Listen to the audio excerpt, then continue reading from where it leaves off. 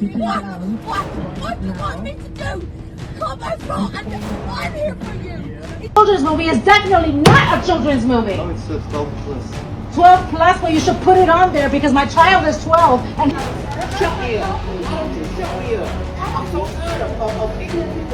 In today's video, we explore the stories of Karens and the consequences they face when their behavior crosses the line.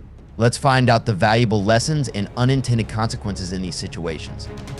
Let's start with this Karen when anger clouded her mind.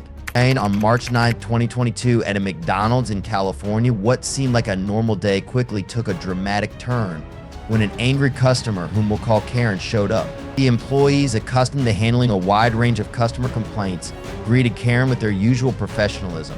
Despite the busy lunch hour, they took the time to listen as Karen began to voice her criticism.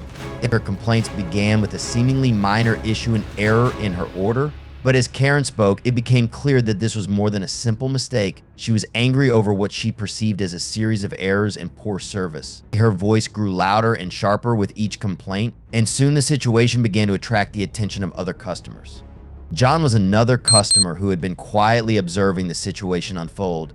John was clearly annoyed by the way Karen treated the staff. He could see that the staff were trying their best to control the situation, and he was increasingly frustrated by Karen's aggressive behavior. John decided that he would step in to defuse the situation and put an end to it. John's intervention was marked by a calm but firm demeanor. He began by speaking directly to Karen, but his tone was measured and calm. He points out that while it is understandable to be angry about a mistake, her behavior is unacceptable. He stresses that the employees are working hard and deserve to be treated with respect. Shut me up. Why don't you shut me up? You don't like it. Karen, however, is in no mood for a rational discussion. She responds to John's comments with increasing hostility. Her anger seems to have shifted, now directed at John for challenging her. The confrontation quickly escalates as Karen begins to shout louder, accusing John of siding with the employees and ignoring her complaints. The argument takes a turn when John, after picking up his items, walks past Karen. Suddenly, Karen swings her arm and hits John in the face. This is when Karen's reckless actions pay off. Karen receives a painful slap in return, along with food spilled from the man's bag. Karen is stunned with humiliation. Now the recording ends here. Karen's unprovoked assault has violated the law of assault. In California Penal Code, Section 240 defines the crime of assault under this section. Assault includes the use of force or threat against another person without actual physical contact. The penalty for this section is up to 6 months in jail and a fine of up to $1,000. Let's move to the next case when this Karen goes wrong. On November 12, 2023, a scene was filmed at a Florida movie theater. A mother complained to the staff that the movie had scared her daughter and asked to see the manager to resolve the issue. The movie in question was rated PG-13, a rating indicating that some content may be inappropriate for children under the age of 13. Despite this, the mother chose to take her young child to see the movie. As the plot unfolded, the content proved to be more intense and frightening than expected.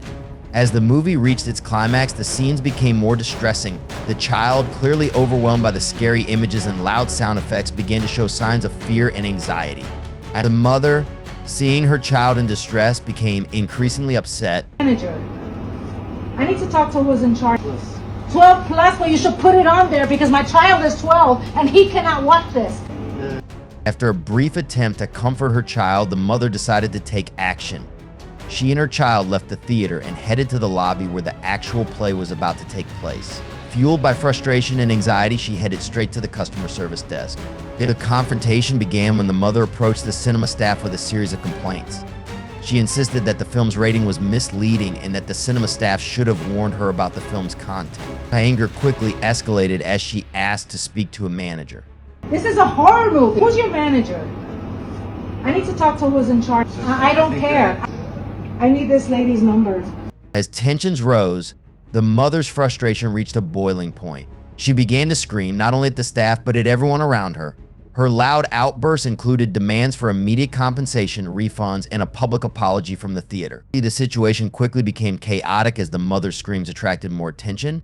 Other patrons began to stop and watch, some even recording the incident on their phones. The scene was becoming a spectacle, with the mother at the center of it all. her anger clear and her voice echoing throughout the lobby. Ultimately, the mother was immediately asked to leave the theater for her disruptive behavior at the theater. It is the mother's responsibility to research the appropriateness of the movie for her child.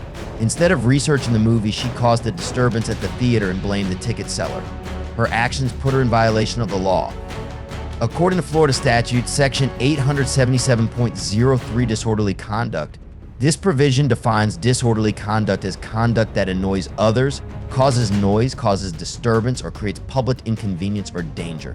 The law includes public arguments or quarrels that annoy others or cause public disorder. Disorderly conduct under section 877.03 can be prosecuted as a misdemeanor, usually a second-degree misdemeanor. Penalties can include fines, jail terms of up to 60 days, or both, depending on the severity of the conduct and the factors involved. All right, this case was wild, but still not the worst one. Just wait until you see this next one. On July 23rd, 2023, on a flight in New Jersey, a video was recorded of a passenger, Karen, who thought she had been drinking and whose behavior throughout the flight was increasingly out of control. And the incident in question occurred on a regular flight, one that should have gone smoothly.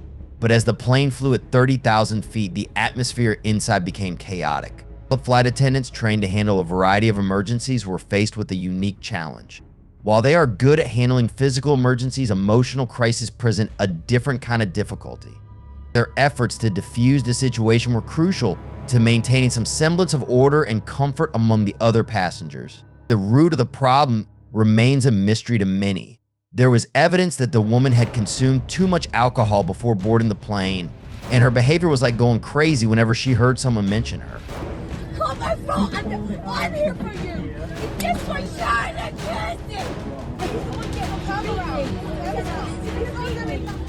Karen cursed, screamed, and even wanted to fight with the passengers on the flight. She even left her seat to be able to argue with the passengers in the position far from her seat. Despite the flight attendant's efforts to calm her down, she still continued to go crazy. She accused the surrounding passengers of attacking her with cameras.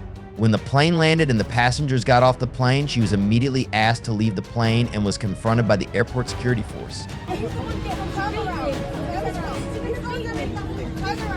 on a camera to beat me. Suck my cock. Hey, you take that. Excuse me, he's full to me. I'm not doing anything.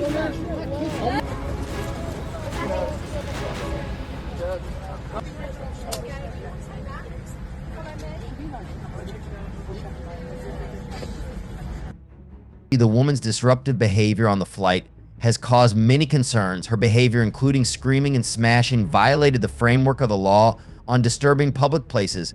Disturbing behavior on a flight can be prosecuted under Florida Penal Code section 877.02 for disorderly conduct. This includes causing a serious disturbance or disruption of public order.